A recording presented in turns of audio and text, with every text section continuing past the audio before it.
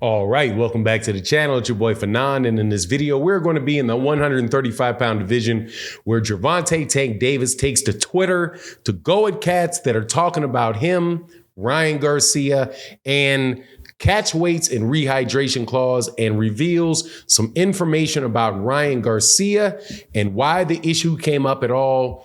Let's talk about that in this video.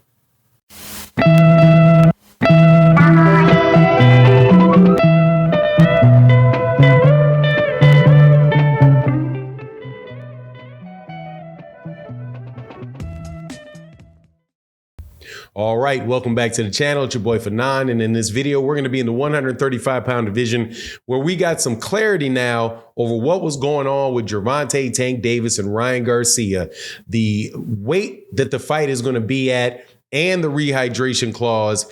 And Gervonta Davis explains why there's the problem, and it has to do with Ryan Garcia being, in his words, lazy. Before I get into that, though, let me welcome you back to the channel. If you are new to the channel, please accept my invitation to hit the subscribe button, hit the bell icon so you can be notified of when we release more videos. And also thank you to everybody that supports the channel, all the subscribers and the people that support, and the super thanks of videos like this really does go a long way to help the channel continue to go and grow. But let's get into this, okay? Because Gervonta Davis was on Twitter, and there is a guy on Twitter who shall remain nameless because, you know, whatever, who shall remain nameless, that is constantly going at Gervonta Davis. And he put out a fact that Gervonta Davis retorted, or excuse me, not retorted, it corrected about the rehydration clauses and where Gervonta Davis has fought before. So basically, it was a statement that said Gervonta Davis has already fought. His last fight, it was 140 pounds. And so why wouldn't Gervonta Davis fight Ryan Garcia at 140 pounds? Gervonta Davis corrects that and then has a series of other tweets where he says, first, my last fight was not at 140 pounds, and that is the truth. His last fight was at 135 pounds against Hector Garcia. The fight before that was a 135-pound fight against Rolly Romero. The fight before that was a 135-pound fight against Isaac Cruz. And before that was a 140-pound fight against Mario Barrios. So he corrects that record first, but then he gives some explanation about why it is that the fight is taking place at 136 and not 135. Because if you recall, there was a lot of to-do about Gervonta Davis making a catch weight for Ryan Garcia and having the fight be at 136. The logic being, for other people, not me, is that the fight should be at 140 pounds because Ryan Garcia is 140 pounds. That is not correct. Ryan Garcia has fought the majority of his career at 135 pounds and is yet to fight a 140 pounder. What Gervonta Davis is repeating is what Canelo Alvarez and those guys said about Ryan Garcia, and they saying that Ryan Garcia is not committed to the sport and calls Ryan Garcia lazy, and said if Ryan Garcia wanted to make 135 pounds, he could make 135 pounds. We're both 135 pounders, but he refused to take the fight if he was not allowed extra pounds for the fight. So Gervonta Davis corrects that, or at least provides insight into that. And if you recall, all that stuff kind of pans out. Now, as far as the rehydration clause, his thing remains the same. We're both 135 pounders. Why you got to go up above 146 pounds? But like I've said, seems to me to be a fair exchange. If Ryan Garcia doesn't want to cut that extra pound to get to 135, which I think is probably, you know, not the easiest thing to do. My understanding is that the toughest weight to get off is the last few pounds, right? Because you're no longer dealing with water weight, a lot of water weight.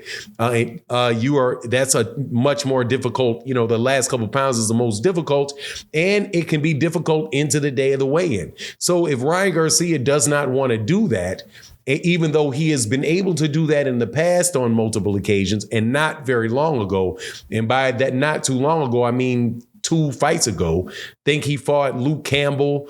The last fight he had was Emmanuel Togo. The fight before that was Javier Fortuna. I think those are two times that he fought 135 pounders or 130 pounders, but allowed himself to come significantly bigger than the other guy. And then before that, you had Luke Campbell, where he made 135 pounds. So anyway, so Ryan Garcia basically says the reason we're doing any of this stuff, Gervonta Davis is saying the reason we're doing any of this stuff is because Ryan Garcia is lazy and he doesn't want to make weight, which is an interesting way to look at it. Now, other people can look at it and say, if you accept the notion that Ryan Garcia is a 140 pounder, then you say, okay, well, why is he draining him all the way down to 135?